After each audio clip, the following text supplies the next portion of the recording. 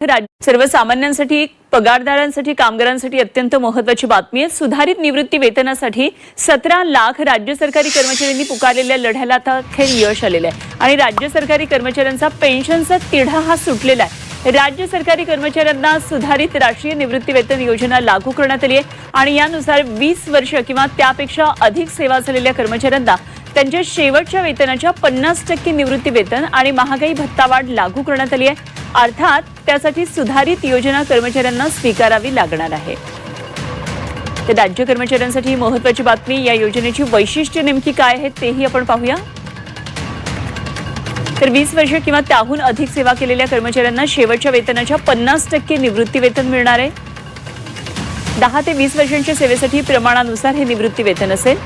किमान 10 वर्ष सेवा केली तर 7,500 निवृत्ती वेतन हे निश्चित आहे। 10 वर्षांपेक्षा कमी सेवेत एनपीएस मधल्या तरतुदींशिवाय अन्य लाभ मिळणार नाही। निवृत्तीच्या वेळी एनपीएस योजनेअंतर्गत जमा निधीपैकी 60% रक्कम ही शासनाकडे जमा करावी लागेल।